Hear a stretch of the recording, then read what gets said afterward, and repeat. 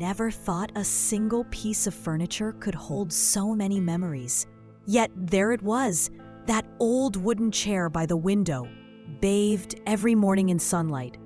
It used to be his chair, Michael's chair, the only place in this house that still feels alive. He would sit there every morning, reading the newspaper, his glasses sliding down his nose, pretending not to notice when I teased him about getting old. I can still hear the faint rustle of paper, the soft hum he made while reading, the little chuckle whenever he found something funny.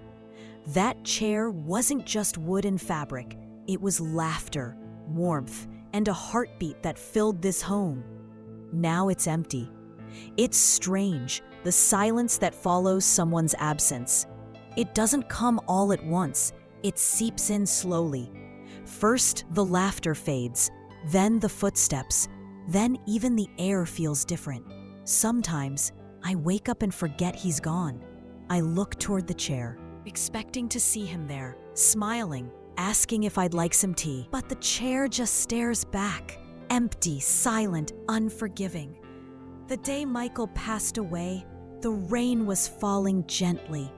Not the kind that storms or roars, the quiet kind, like the sky was weeping softly with me. He was in the hospital, weak but still smiling. He held my hand and whispered, "Promise me one thing, Anna. Don't let the house get too quiet." I nodded, but I didn't understand then how impossible that promise would be to keep. When I came back home from the hospital, the house looked exactly the same. Everything in its place, every photograph, still smiling from the walls. Yet nothing felt real. The air was heavier. The walls seemed to echo. The chair was still there, waiting by the window, as if it didn't know he wasn't coming back. For days, I avoided that room. I couldn't bear to see it empty. But one evening, the sunset spilled golden light through the window, and I found myself standing there. The chair looked so peaceful in that glow. The chair was still there, waiting by the window, as if it didn't know he wasn't coming back. For days, I avoided that room. I couldn't bear to see it empty. But one evening, the sunset spilled golden light through the window, and I found myself standing there. The chair looked so peaceful in that glow, so patient. I sat across from it and whispered, "I'm home." That was the first time I cried properly, the kind of crying that leaves your body trembling, gasping, lost. I talked to the chair for hours about how much I missed him, how strange it felt to make tea for one, how the nights were colder now. I even laughed once, a broken, fragile laugh, remembering how he could never fold the laundry right.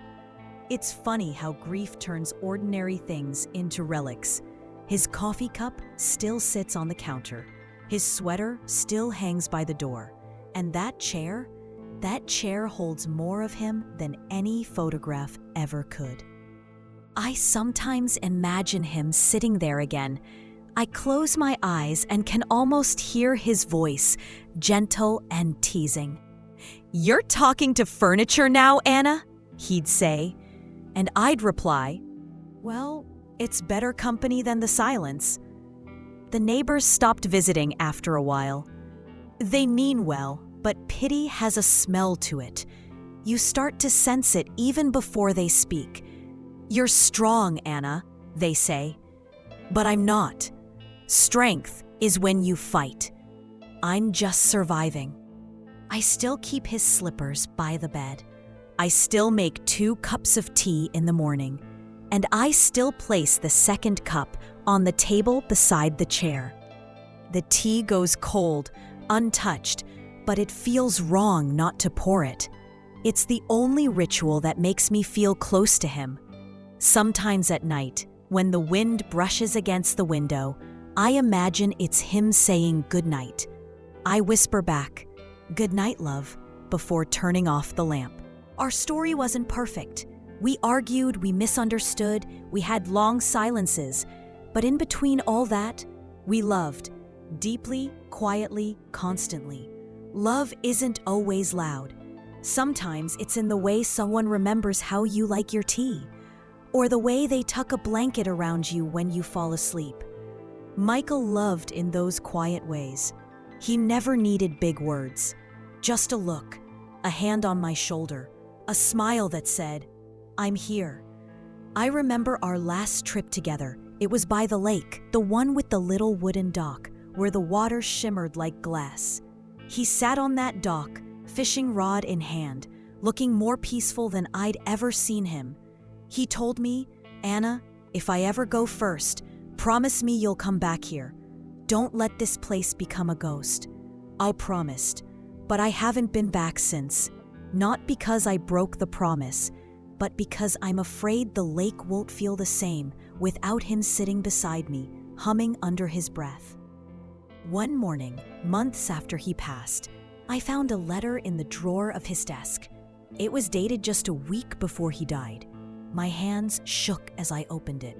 It said, "My dearest Anna, if you're reading this, I'm already gone. Don't cry, love. I don't want my last memory in your heart to be one of sadness. Remember me in laughter, in music, in the smell of rain. Sit by my chair sometimes, and I'll be there, just quietly, in the rustle of curtains, in the warmth of sunlight. You've been my home." Almost like his arms around me. I sat there for hours reading his letter over and over, and somewhere between the lines, I heard his voice again. It's strange how death changes everything, not just the person who leaves, but the one who stays. You start seeing the world differently. Every sunrise feels borrowed, every laugh feels softer, precious. One evening, I heard music coming from the park outside. Someone was playing our song on a guitar. I stood by the window, tears welling up, and whispered, "You hear that, Michael? They're playing our song." The wind moved the curtains gently, like a soft nod in reply. Life moved on, but I remained somewhere in between, half in this world, half in the one that held him. I started writing letters to him, like he did to me. I never sent them anywhere, of course. I kept them in a little box under the bed. "Dear Michael," I'd write, "it rained again today. You would have loved it. I made your favorite soup. Burned it, obviously. The house still smells like smoke. You'd laugh if you saw me now." Those letters became my therapy, my way of talking to him when the silence became unbearable. One night, I dreamt of him sitting in that chair again. The dream felt so real that I could almost feel the warmth of his hand when he reached out. "You're doing fine, love," he said. "You're stronger than you think." I woke up crying, but for the first time, they were tears of relief, not pain. The next morning, I decided to open the windows, let the light flood in. I made tea, set 2 cups on the table, and whispered, "This one's for you." The air felt lighter that day, as if the house had been holding its breath and finally exhaled. Sometimes, I wonder if chairs remember, if they absorb pieces of the lives they witness. If so, that chair holds laughter, tears, birthdays, anniversaries, arguments, and countless mornings of shared silence. I still sit across from it every evening, not because I'm waiting, but because it reminds me that love doesn't vanish. It just changes shape. When the house turned quiet after his death, I used to sit in the living room and watch the dust dance in the rays of sunlight. Every time I looked at his chair, my heart sank. The cushions still had a faint shape of him. I didn't move it. I didn't clean it. I didn't even let anyone sit there. That chair wasn't a piece of furniture anymore. It was a memory carved in wood and fabric. The silence of the house grew heavier each day. Even the clock seemed to tick slower. Some nights, I'd wake up thinking I heard his voice calling my name, that familiar Anna, echoing softly, like a ghost made of sound. I would sit up, eyes open, breathing hard until I realized it was just the memory playing tricks again. People told me time heals everything, but I think time doesn't heal. It only teaches you how to hide the pain better. I smiled during the day. One evening, David brought his little daughter Lily. She was barely 6, with eyes so much like her grandfather's. She ran around the house curious, touching everything. Then she stopped near the chair. "Grandpa's chair?" she asked innocently. I froze for a moment, then smiled. "Yes, sweetheart, Grandpa's chair." She climbed up onto it, swinging her tiny legs, humming to herself. For a moment, I wanted to tell her to get down, but something inside me softened. The way she looked sitting there, it was like the circle of life had gently turned. The chair wasn't just empty anymore. It held her now, a piece of him through her. That night, I didn't cry. For the first time in months, I slept without tears. Years went by quietly. Seasons changed outside the window. Summer heat, golden autumn leaves, winter snowflakes that looked like tiny white feathers. I grew older, slower, gentler. The ache remained, but it became softer, like an old song you still hum without realizing.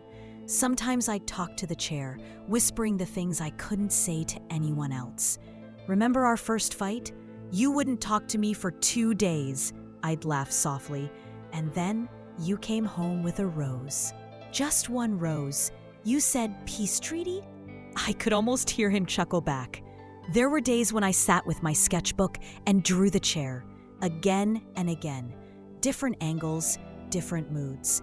In every drawing, the chair had a presence, like it was alive. One afternoon, Lily, now a teenager, came to visit me. She saw my sketches and smiled. "Grandma, why do you always draw that chair?" "Because," I said, tracing the outline gently with my fingers, "it's where love used to sit."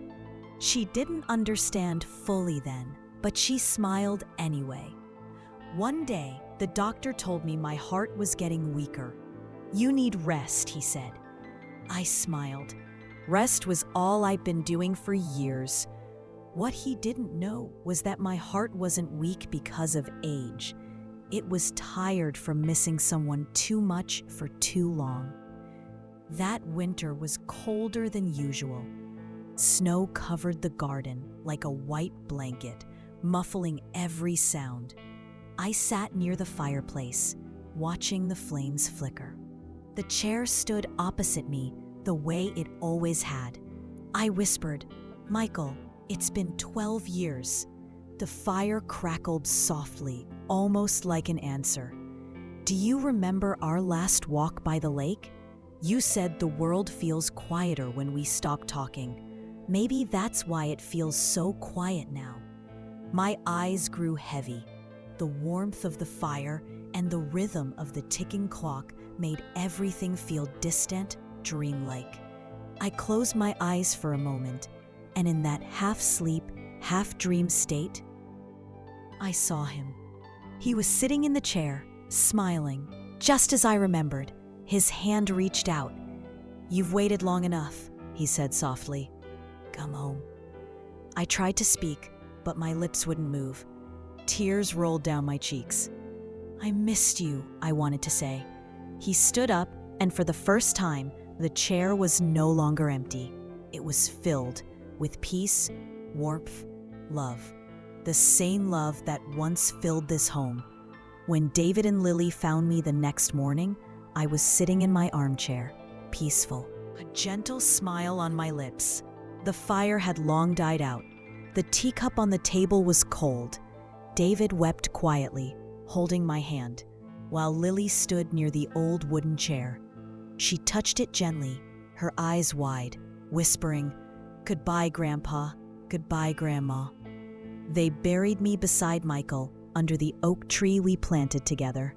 And for years after, every time someone visited our home, they'd find that same chair in the corner of the living room, untouched, waiting. Lily grew up and took the chair to her home one day. "It belongs with me now," she told her father. He nodded, eyes wet. In her house, she placed it by the window, where the morning sun kissed it gently, just like it used to in mine. Years later, when she told her children bedtime stories, she'd always end with, "Do you know this chair? It's where loved ones sat. And if you listen closely, you can still hear them laugh." And maybe, just maybe, when the world grew quiet and the night deepened, you could still hear two souls whispering, laughing softly, together again, somewhere beyond time.